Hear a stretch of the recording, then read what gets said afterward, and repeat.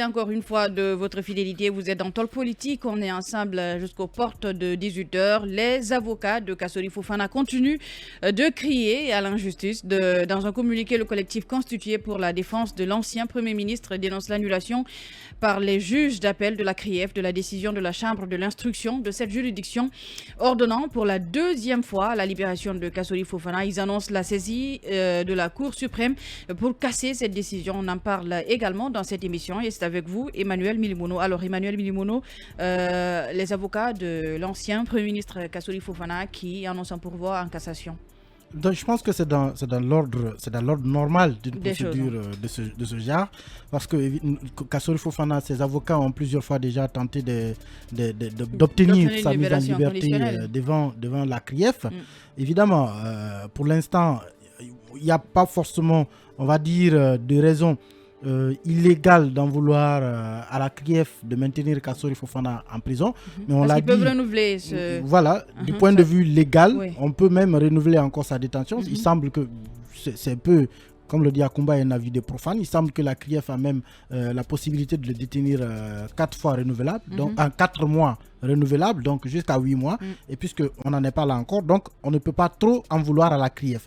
Mais quand on regarde aussi de notre point de vue et qu'on se rend compte par exemple que beaucoup d'autres acteurs concernés par des procédures similaires, parfois peut-être par des procédures qui vont les concerner, eux et l'ancien Premier ministre dans les mêmes dossiers, on peut bien se dire que, étant donné que cela bénéficie de mise en liberté, enfin de liberté conditionnelle, que Kassori Fofana, à la limite, peut également bénéficier d'une liberté conditionnelle à partir du moment où il ne peut pas se déplacer, où on estime qu'on peut avoir une certaine maîtrise de ces mouvements à l'intérieur du pays, à partir du moment où on a un œil sur ces différents comptes bancaires. Donc oui, il y a aussi cette opinion qui se dit qu'il y a possibilité qu'on accorde la liberté conditionnelle à Kassori Fofana. Mais tout cela est procédurier et c'est ce que ces avocats viennent de tenter. Maintenant, c'est la Cour suprême qui va finalement départager sa défense et la CRIEF.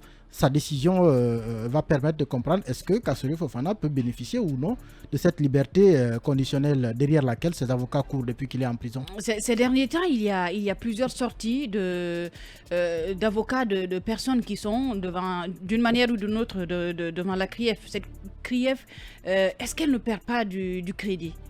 Il y a ce sentiment qui est en train de naître, mais il faut nuancer les choses. Le sentiment lié au fonctionnement, au professionnalisme des juges de la CRIEF est différent du sentiment de militants politiques qui estiment que leurs leaders sont détenus. Je ne parle pas des militants, je parle des avocats qui, toutes les fois qu'ils ont fait des sorties, qui parlent de la procédure et qui décèlent des dysfonctionnements, des manquements dans les procédures engagées par la CRIEF. Les avocats de la défense, en tout cas de tous les hommes qui sont détenus là-bas, ne diront pas des prouesses de la CRIEF.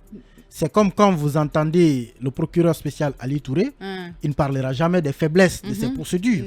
Donc, c'est de bonne guerre.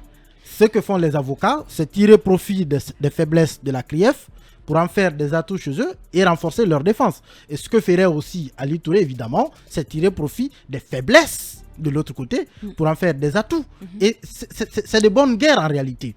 Maintenant, comme je le disais tantôt, le professionnalisme par lequel fonctionnent les membres, les magistrats de la CRIEF, ne peut être interprété que par des personnes qui sont du milieu, des magistrats peut-être qui connaissent suffisamment les procédures, qui peuvent donner un avis sur ce qui est normal ou contraire à la procédure. Mais, encore une fois, moi je considère que l'avis d'avocat est comme un peu l'avis de militant. Parce que son rôle justement est de défendre son client et s'assurer qu'il sorte ou au moins qu'il remporte le procès dans lequel il est. C'est la même chose pour les militants du RPG. En tout cas, c'est pro-Kassori qui sont également en train de se battre pour obtenir sa libération. Et c'est la même chose pratiquement pour aujourd'hui. Essayez de vous faire un peu une idée des acteurs politiques qui sont concernés par des procédures avec la CRIEF. Leurs militants sont sur le qui-vive. Vous allez aujourd'hui à l'UFDG demander qu'est-ce qu'on pense de la CRIEF, on va cracher dessus. Allez au RPG demander qu'est-ce qu'on pense de la CRIEF, on va cracher dessus.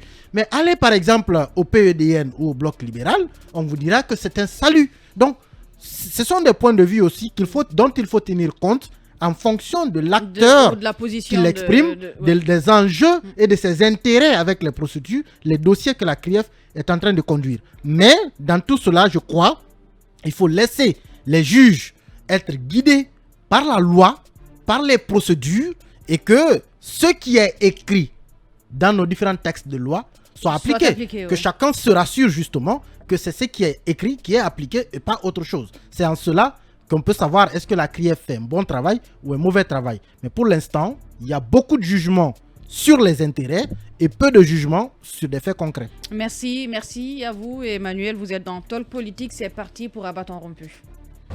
C'est peut-être